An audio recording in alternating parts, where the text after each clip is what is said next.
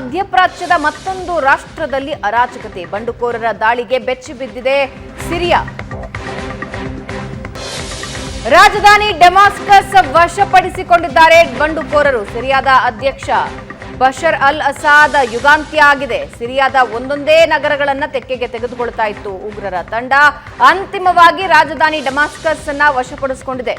ಹಯಾತ್ ತಾರೀಮ್ ಅಲ್ ಶಾಮ್ ಬಂಡುಕೋರ ಸಂಘಟನೆ ರಾಜಧಾನಿ ಡಮಾಸ್ಕಸ್ಗೆ ನುಗ್ಗಿದ್ದೆ. ಬಂಡುಕೋರರ ಸಂಘಟನೆ ಡಮಾಸ್ಕಸ್ನಿಂದ ರಷ್ಯಾಗೆ ಅಧ್ಯಕ್ಷ ಅಸಾದ್ ಪರಾರಿಯಾಗಿದ್ದಾರೆ.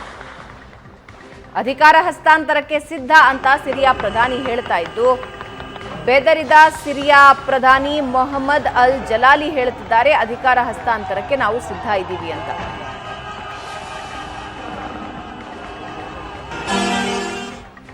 ದೇಶದ ಆಡಳಿತ ಸುಗಮವಾಗಿ ಸಾಗೋದಕ್ಕೆ ಅವಕಾಶ ಕೊಡಿ ಅಂತ ಜಲಾಲಿ ಹೇಳ್ತಾ ಇದ್ದಾರೆ.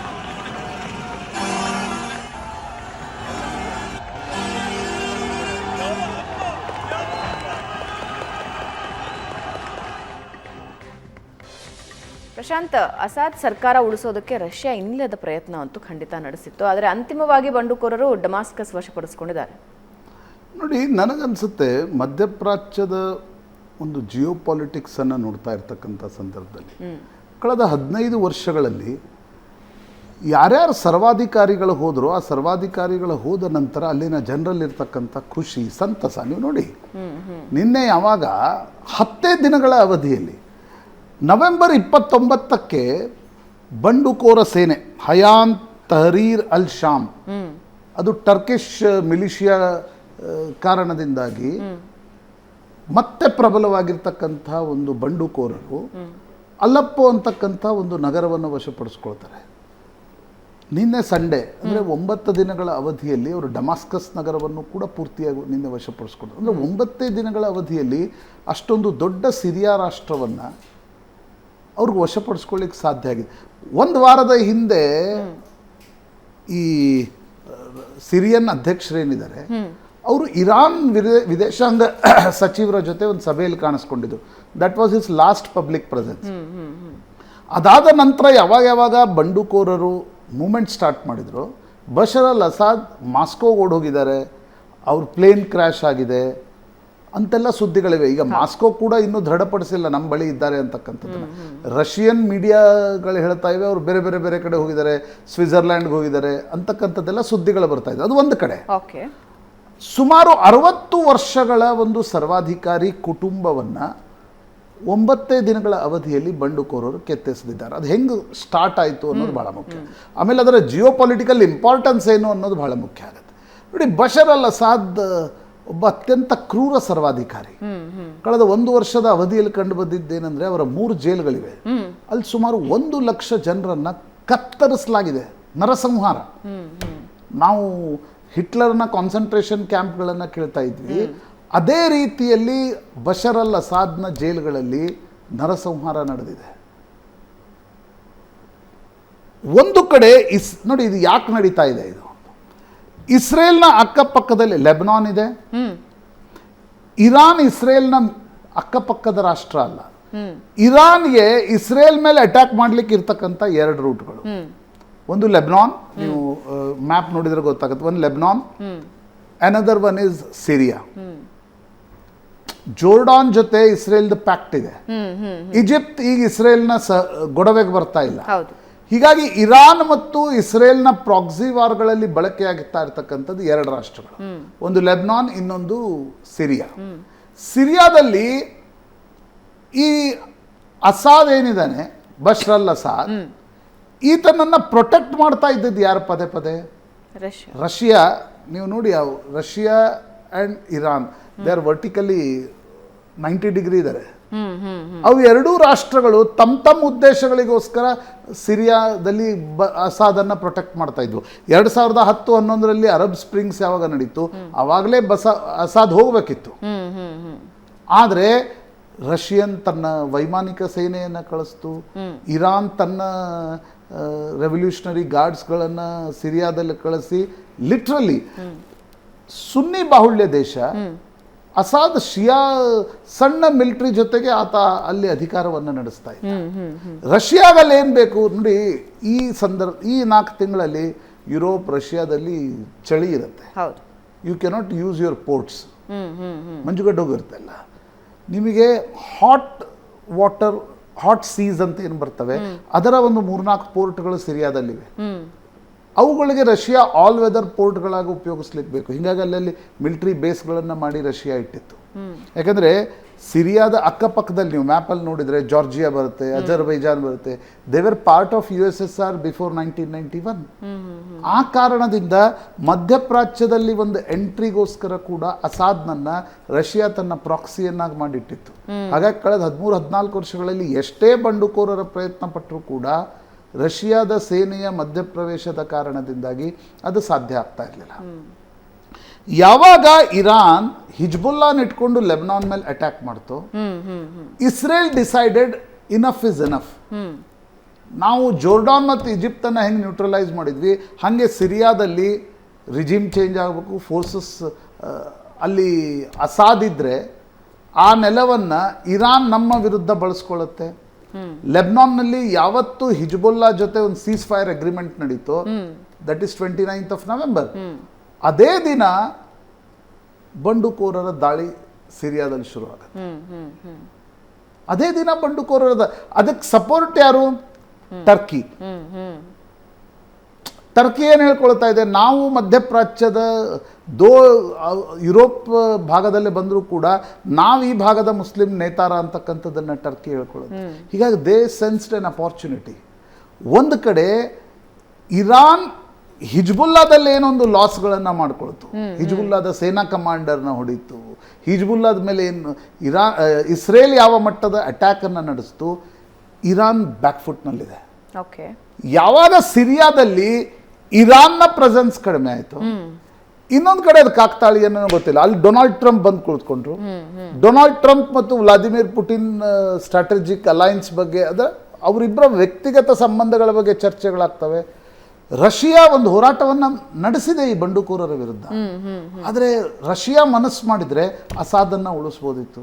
But Russia is involved in Ukraine. So ನಿಮಗೆ ರಷ್ಯಾ ಮತ್ತು ಇರಾನ್ ಪ್ರೆಸೆನ್ಸ್ಗಳು ಇಲ್ಲ ಅನ್ನೋದು ಗೊತ್ತಾದ ತಕ್ಷಣ ಬಂಡುಕೋರರು ಒಳಗಡೆ ನುಗ್ಗಿದ್ದಾರೆ. ಆ ಬಂಡುಕೋರರಿಗೆ ನ್ಯಾಚುರಲಿ ಈಗ ಸಿರಿಯಾದಲ್ಲಿ ಅಸಾದ್ ಇಲ್ಲದೆ ಇರೋದ್ರಿಂದ ಯಾರಿಗೆ ಲಾಭ ಆಗುತ್ತೆ? ಇಸ್ರೇಲ್ಗೆ ಲಾಭ ಆಗುತ್ತೆ.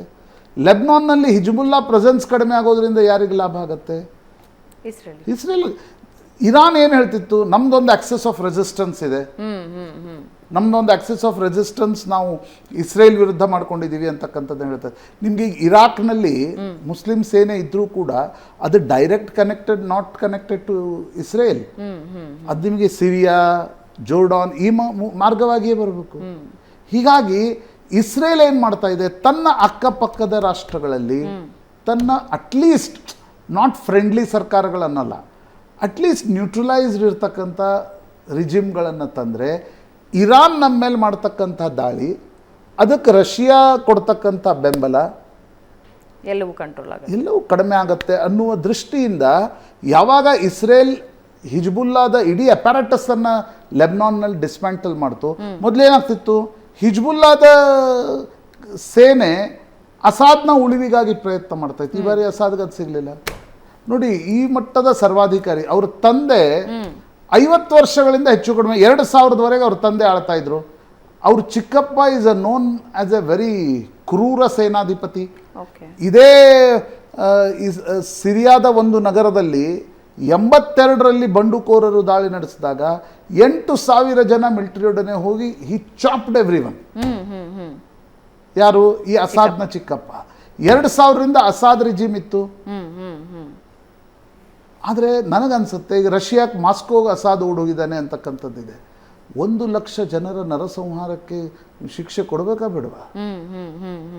ಈಗ ಇಸ್ರೇಲ್ ಹಿಜ್ಬುಲ್ಲಾದ ಮೇಲೆ ದಾಳಿ ನಡೆದ ತಕ್ಷಣ ದಿಲ್ಲಿಯಲ್ಲಿ ಪ್ಲೇ ಕಾರ್ಡ್ಸ್ ಹಿಡ್ಕೊಂಡು ನಿಲ್ತಾರೆ, ಮಾನವ ಹಕ್ಕುಗಳ ದಮನ, ಮಾನವ ಹಕ್ಕುಗಳ ದಮನ. ಅಲ್ಲೇನು ಮಾನವ ಹಕ್ಕುಗಳ ದಮನ ಆಗಿವೆ? ಅಸಾದ್ನಿಂದ, ಸದ್ದಾಮ್ ಹುಸೇನ್ನಿಂದ, ಮಿಡ್ಲ್ ಈಸ್ಟ್ನ ಮುಸ್ಲಿಂ ಸರ್ವಾಧಿಕಾರಿಗಳಿಂದ ಅವು ಮಾನವ ಹಕ್ಕು ದಮನಗಳು ದಿಲ್ಲಿಯಲ್ಲಿದ್ದವರು NGOಗಳಿಗೆ ಕಾಣಲ್ವಾ? ಈ ಪ್ರಶ್ನೆ ಬರುತ್ತೆ. ಇಂಟರ್ನ್ಯಾಷನಲ್ ವಾರ್ ಕ್ರೈಮ್ಸ್ನ ಅಡಿಯಲ್ಲಿ ನೀವು ಯಾರ್ಯಾರನ್ನೋ ಶಿಕ್ಷೆಗೊಳಪಡಿಸ್ತೀರಿ. ಅಸಾದ್ಗೆ ರಷ್ಯಾ ಪ್ರೊಟೆಕ್ಟ್ ಮಾಡುತ್ತೆ, ರಷ್ಯಾದ ಹಿಂದೆ ಚೈನಾ ಇದೆ. ಅಂದರೆ you have to look into the prism of America versus Russia or America versus ಚೈನಾದ ಈ ಚೆಸ್ ಗೇಮ್ ಏನಿದೆ, ಆ ಚೆಸ್ ಗೇಮ್ನಲ್ಲಿ ಅಸಾದ್ ಉರುಳಿ ಬಿದ್ದಿದ್ದಾನೆ ಅನ್ಸುತ್ತೆ. 50 ವರ್ಷ, ಹೆಚ್ಚು ಕಡಿಮೆ 50 ವರ್ಷಗಳ ಕಾಲ ಅವ್ರದೇ ಕುಟುಂಬದ ಸರ್ವಾಧಿಕಾರತ್ವ ಇತ್ತು. ಇವತ್ತು ಡಮಾಸ್ಕಸ್ ನಗರದಿಂದ ಅಂದರೆ ಲಿಟ್ರಲಿ 3 ದಿನಗಳ ಹಿಂದೆ ಪರಾರಿಯಾದ ರೀತಿ ಇತ್ತಲ್ವ, ಅದು ರಾತ್ರಿ 1:30ಗೆ ವಿಮಾನ ಹತ್ತಿ. ಇಂಟ್ರೆಸ್ಟಿಂಗ್ಲಿ ಭವನ, ಅಲ್ಲಿನ ಸಿರಿಯಾದ ಪ್ರಧಾನಮಂತ್ರಿ ಓಡೋಗಿಲ್ಲ. ಸಿರಿಯಾದ ಪ್ರಧಾನಮಂತ್ರಿ ಟ್ವೀಟ್ ಮಾಡಿದ್ದಾನೆ, ಇಲ್ಲ ನಾನು ನಾಳೆ ಆಫೀಸ್ಗೆ ಹೋಗ್ತಾ ಇದ್ದೀನಿ, ಅಧಿಕಾರ ಹಸ್ತಾಂತರ, ನಾನು ಟ್ರಾನ್ಸ್ಫರ್ ಆಫ್ ಪವರ್ ಮಾಡ್ತೀನಿ ಅಂತ. ನೀವು ಯಾವುದು ನನಗೆ ಒಂದೊಂದು ರೀತಿ ವಿಭೀಷಣ ನೆನಪು ಬರುತ್ತೆ. ಯಾವುದೇ ಒಂದು ದೇಶ 10 ದಿನದಲ್ಲಿ ಉರುಳು ಬೀಳಬೇಕಾದ್ರೆ ಒಳಗಿನವ್ರು ಯಾರೋ ಬಂಡುಕೋರರಿಗೆ ಸಪೋರ್ಟ್ ಮಾಡಿರಬೇಕು. ವೆದರ್ ದಟ್ ಪ್ರೈಮ್ ಮಿನಿಸ್ಟರ್ ಏನು ಹೇಳ್ತಿದ್ದೆ, ಇಲ್ಲ ನಾನು ಹೋಗ್ತೀನಿ, ನಾನು ಟ್ರಾನ್ಸ್ಫರ್ ಆಫ್ ಪವರ್ ಮಾಡ್ತೀನಿ. ನಿಮ್ಗೆ ಗೊತ್ತಿದೆ ಅವ್ರು ಬಂದ ತಕ್ಷಣ ನಿಮ್ಮನ್ನು ಚಾಪ್ ಮಾಡ್ತಾರೆ. ಅವ್ರು ಚಾಪ್ ಮಾಡಿಲ್ಲ. ಬಂಡುಕೋರರು ಏನು ಹೇಳ್ತಿದ್ದಾರೆ, ತಾತ್ಕಾಲಿಕವಾಗಿ ಪ್ರಧಾನಮಂತ್ರಿ ಮುಂದುವರಿಯಲಿ ಅಂತಕ್ಕಂಥ. ಸೊ ಅಸಾದ್ನ ಜನರೇ ಕೊನೆಗೆ ಈ ಒಂದು ಸ್ಥಿತಿ, ಅವರ ಆಡಳಿತನೂ ಅದಕ್ಕೆ ಡೆಫಿನೆಟ್ಲಿ ಒಂದು ಕಾರಣ ಆಗಿದೆ. ಅಂದ್ರೆ 1 ಲಕ್ಷ ಜನರನ್ನ ಚಾಪ್ ಮಾಡೋದು. ಬಟ್ ನನಗನ್ಸುತ್ತೆ ರಷ್ಯಾ ಉಕ್ರೇನ್ ವಾರ್ ಮತ್ತು ಇನ್ನೊಂದು ಕಡೆ ಇಸ್ರೇಲ್ ಇರಾನ್ ಯುದ್ಧ ಏನಿದೆ, ಅದರ ಮಧ್ಯೆ ಅಸಾದ್ ಓಡ್ ಹೋಗ್ತಕ್ಕಂಥ ಸ್ಥಿತಿ ನಿರ್ಮಾಣ. ನೋಡೋಣ ಈಗ ಅಲ್ಲೇನು ಪ್ರಜಾಪ್ರಭುತ್ವ ಬರುತ್ತೆ ಅಂತಕ್ಕಂಥದ್ದಿಲ್ಲ. ಈ ಮಧ್ಯಪ್ರಾಚ್ಯದ ಸಮಸ್ಯೆಗಳೇನೆಂದ್ರೆ, ಅರಬ್ ಸ್ಪ್ರಿಂಗ್ಸ್ನ ನಂತರ ಅಲ್ಲಿ ಹೊಸ ಹೊಸ ಸರ್ವಾಧಿಕಾರಿಗಳು ಬಂದರು. ಒಂದು ಪ್ರಜಾಪ್ರಭುತ್ವದ ದೇಶ ಹೇಳಿ ನನಗೆ. ಈಗ ಭಾರತ ಬಿಟ್ಟರೆ ಪಾಕಿಸ್ತಾನ್ ಪ್ರಾಕ್ಸಿ, ಅಫ್ಘಾನಿಸ್ತಾನ್ ಪ್ರಾಕ್ಸಿ ಪ್ರಜಾಪ್ರಭುತ್ವ, ಇರಾನ್ ಆಯ್ತಲ್ಲ, ಖೊಮೇನಿಯ ಇರಾನಿನ ಕ್ರಾಂತಿಯ ನಂತರ ಆಳ್ವಿಕೆ ನಡೆಸ್ತಾರೆ. ನಿಮಗೆ ಇರಾಕ್ನಲ್ಲಿ ಐಸಿಸ್ ಇದೆ, ಸೌದಿ ಅರೇಬಿಯಾ, ಇವೆಲ್ಲ ದೇಶಗಳಲ್ಲಿ ಕಿಂಗ್ಸ್ಗಳಿದ್ದಾರೆ. ಅವರೇನು ಪ್ರಜಾಪ್ರಭುತ್ವವನ್ನು ಅವರು ಮೊದಲು ರಾಜರಾಗಿದ್ದರು, ಈಗ ಅವರು ಬಿಸ್ನೆಸ್ ಮ್ಯಾನ್ಗಳಾಗಿದ್ದಾರೆ ಅಲ್ವಾ. ಸಿರಿಯಾ, ಲೆಬನಾನ್, ಎಲ್ಲಿದೆ ಪ್ರಜಾಪ್ರಭುತ್ವ? ಭಾರತ ಬಿಟ್ಟರೆ ಇಸ್ರೇಲ್ದಲ್ಲಿ ಪ್ರಜಾಪ್ರಭುತ್ವ ಇದೆ. ಅದು ಬಿಟ್ಟರೆ ಅಲ್ಲಿ ಚುನಾವಣೆಗಳು ನಡೀತವೆ. ಯಾಕೆ ನಾನು ಅದನ್ನು ಭಾಳ ಬಿಡಿಸಿ ಹೇಳಬೇಕಾಗಿಲ್ಲ, ಯಾಕೆ ಮಧ್ಯಪ್ರಾಚ್ಯದಲ್ಲಿ ಪ್ರಜಾಪ್ರಭುತ್ವ ಇಲ್ಲ? ಈ 3 ನಾಗರಿಕತೆಗಳಪ್ಪ, ಒಂದು ಭಾರತ ಅಲ್ವಾ, ಮಧ್ಯಪ್ರಾಚ್ಯ, ಅದರ ಕೊನೆಯಲ್ಲಿ ಗೋಲನ್ ಹೈಟ್ಸ್ ಪಕ್ಕದಲ್ಲಿ ಇಸ್ರೇಲ್. ಭಾರತದಲ್ಲಿ ಮತ್ತು ಇಸ್ರೇಲ್ನಲ್ಲಿ ಪ್ರಜಾಪ್ರಭುತ್ವ ಇದೆ, ನಡುವಿನ ರಾಷ್ಟ್ರಗಳಲ್ಲಿ ಪ್ರಜಾಪ್ರಭುತ್ವ ಇಲ್ಲ. ಆ ದೇಶಗಳ ಬಹುಪಾಲು ಧರ್ಮಗಳು ಯಾವುವು ಲೆಕ್ಕ ಹಾಕಿ ಅವಾಗ ಗೊತ್ತಾಗತ್ತೆ ಹೆಂಗೆ ಪ್ರಜಾಪ್ರಭುತ್ವ ಆಗುತ್ತೆ ಅಂತ. ಈಗ ಇದು ಹೇಳಿದ ತಕ್ಷಣ ಇದು ಸೆಕ್ಯುಲರ್ ಕಮ್ಯುನಲ್ ಆ್ಯಂಗಲ್ಗಳಲ್ಲಿ ಅದರ ವಿಶ್ಲೇಷಣೆಗಳು ಶುರು ಆಗ್ತವೆ. Secular communal angle is a very binary angle. But ನಿಮ್ಮ ದೇಶದಲ್ಲಿರ್ತಕ್ಕಂಥ ಧರ್ಮ ಬಾಹುಳ್ಯಕ್ಕೂ ಪ್ರಜಾಪ್ರಭುತ್ವದ ವ್ಯಾಲ್ಯೂಸ್ಗಳಿಗೆ ಸಂಬಂಧ ಇದೆಯಾ ಅದನ್ನು ನೋಡುವ ಕಾಲ ಕೂಡ ಹೌದು. ಸಿರಿಯಾ, ಇರಾನ್, ಈ ದೇಶಗಳಲ್ಲಿ ಏನು ನಡೀತಾ ಇದೆ ಅನ್ನೋದು ನೋಡಿದಾಗ. ರೈಟ್, ನೋಡೋಣ ಸಿರಿಯಾದಲ್ಲಿ ಮುಂದಿನ ಪರಿಸ್ಥಿತಿಗಳು ಹೇಗಿರುತ್ತವೆ ಅಂತ. ಸದ್ಯಕ್ಕಂತೂ ಒಂದು ಅರಾಜಕತೆ ಇದೆ. ಆ್ಯಸ್ ಯು ಟೋಲ್ಡ್, ಜಲಾಲಿಯ ಸ್ಟ್ಯಾಂಡ್ ಏನಿದೆ, ಡೆಫಿನೆಟ್ಲಿ ಬಂಡುಕೋರರ ಜೊತೆಗೆ ಬಹಳಷ್ಟು ಜನ ಒಳಗಡೆ ಇನ್ವಾಲ್ವ್ ಆಗಿದ್ರು ಅನ್ನೋದಂತೂ ಸದ್ಯಕ್ಕೆ ಗೊತ್ತಾಗ್ತದೆ. ಅಲ್ಲಿ ಜನ ನಂಗೆ ಗೊತ್ತಿಲ್ಲ, ಅವ್ರು ಬೆಂಕಿಯಿಂದ ಬಾಣಲೆಗೆ ಬೀಳ್ತಾರೆ, ಬಾಣಲೆಯಿಂದ ಬೆಂಕಿಗೆ ಬರ್ತಾ ಇರ್ತಾರೆ, ಅಥವಾ ಬಾಣಲೆಯಿಂದ ಬೆಂಕಿ. ಅಂದರೆ ಅಲ್ಲಿ ನಿಮಗೆ ಒಳ್ಳೆ ಆಡಳಿತ ಬರುತ್ತೆ ಅಂತಕ್ಕಂಥದ್ದಿಲ್ಲ.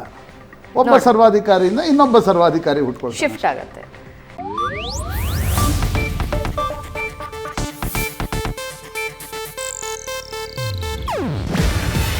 ಇದು ಏಷ್ಯಾನೆಟ್ ನ್ಯೂಸ್ ನೆಟ್ವರ್ಕ್ ಪ್ರಸ್ತುತಿ. ನೀವು ನೋಡ್ತಿದ್ದೀರಾ ಏಷ್ಯಾನೆಟ್ ಸುವರ್ಣ ನ್ಯೂಸ್.